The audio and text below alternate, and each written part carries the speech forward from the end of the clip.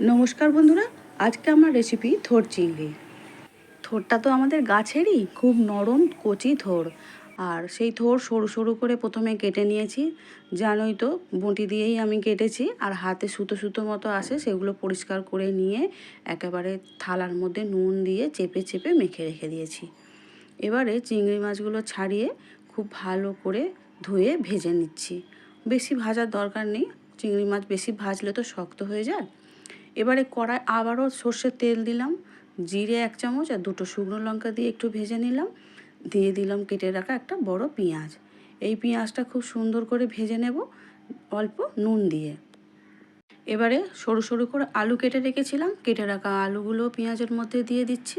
দিয়ে আবারও একটু ভেজে নিচ্ছি।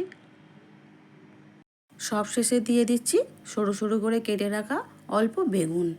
এই ধরনের তরকারি যেমন থোড়, ডম্বুর এইসব রান্না করার সময় বেগুন দিলে তরকারিটা একটু বেশ ঘন ঘন হয় আর খেতেও খুব মজার হয়। দেখতেই পাচ্ছ থোড়গুলো নুন মাখানোর সময় আমি কতটা ভেঙে দিয়েছিলাম, যাতে রান্নাতেও সুবিধা হয় আর থোড়টা চট করে নরম হয়ে যায়। এবারে অল্প জল দিয়ে দিলাম, দিচ্ছি 1/2 চামচ লঙ্কা গুঁড়ো, 1/2 চামচ হলুদ গুঁড়ো আর 1/2 চামচ করে জিরে ধনে গুঁড়ো আর পরিমাণ মতো নুন আর চিনি দিয়ে খুব ভালো করে নাড়াচাড়া করার পরে এবারে আমি চাপা দিয়ে দেব। দিয়ে 10 মিনিটের জন্য মিডিয়াম টু লো হিটে তরকারিটা আমি সিদ্ধ করে নেব।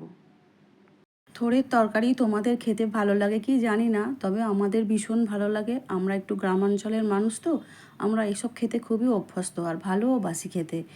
আর থোড়ের তো নানান রকমের রেসিপি আছে, প্রত্যেকটাই খেতে ভালো লাগে।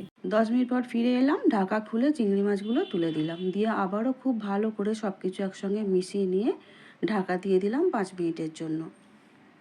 রেডি হয়ে গেল আমাদের থোড় চিংড়ি। দারুণ দেখতেও হয়েছে আর খেতেও কিন্তু দারুণ হয়েছে। একটা সার্ভিং বোলের মধ্যে আমি তুলে নিচ্ছি। আমার রান্নাটা ভালো লাগলে লাইক, শেয়ার, সাবস্ক্রাইব করার অনুরোধ রইল। আর ফেসবুক পেজ থেকে দেখছো বন্ধুরা, পেজটিকে ফলো করে দিও প্লিজ। দেখা হচ্ছে আগামী ভিডিও নিয়ে। ততক্ষণ খুব ভালো থেকো, সুস্থ থেকো। পুরো ভিডিওটা দেখার জন্য অসংখ্য ধন্যবাদ।